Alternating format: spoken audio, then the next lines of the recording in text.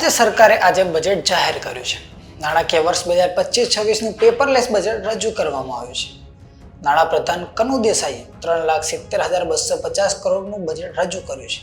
ગુજરાત સરકારે 2025-26ના બજેટમાં શિક્ષણ, આરોગ્ય, મહિલા સશક્તિકરણ, કૃષિ, રોજગાર, આધુનિક ટેકનોલોજી જેવા વિવિધ ક્ષેત્રોમાં નવી પહેલ કરી છે.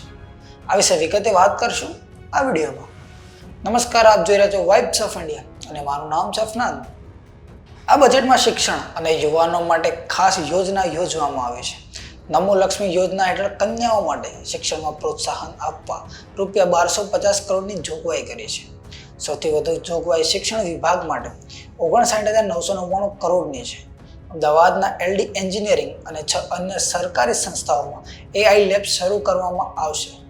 અમદાવાદમાં ન્યુરોલોજી ઇન્સ્ટિટ્યૂટ બનાવવાની પણ જાહેરાત કરી છે.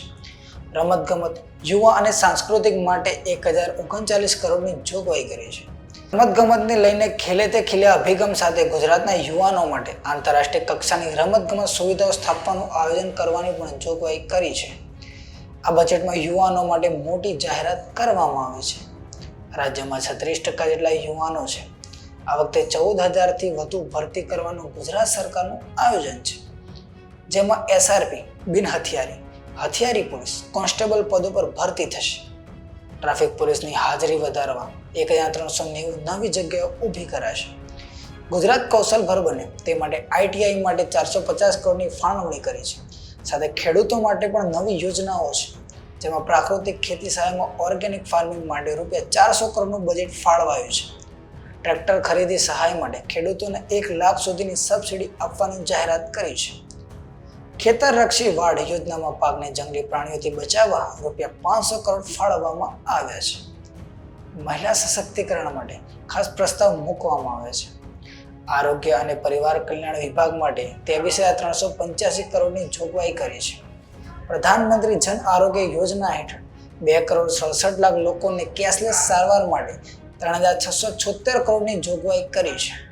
જેમાં નાણાપ્રધાને કહ્યું કે ભવિષ્યમાં મહિલાઓ અને બાળકોના આરોગ્ય સુધારો થાય તેવા પ્રયત્નો કરવામાં આવશે. છતાં પણ ખ્યાતિ હોસ્પિટલ જેવી ઘટનાઓ થાય છે. અમદાવાદ, સુરત, રાજકોટ, વડોદરા અને ગાંધીનગરમાં વર્કિંગ વુમન હોસ્ટેલ શરૂ કરવાની જોગવાઈ કરી છે. આરોગ્ય અને પોષણ માટે મહત્વના પગલાં લીધા છે, જેમાં પ્રધાનમંત્રી ઉજ્જવલા યોજના અંતર્ગત નિમ્ન વર્ગના પરિવાર માટે ₹500 કરોડ ફાળવવામાં આવ્યા છે.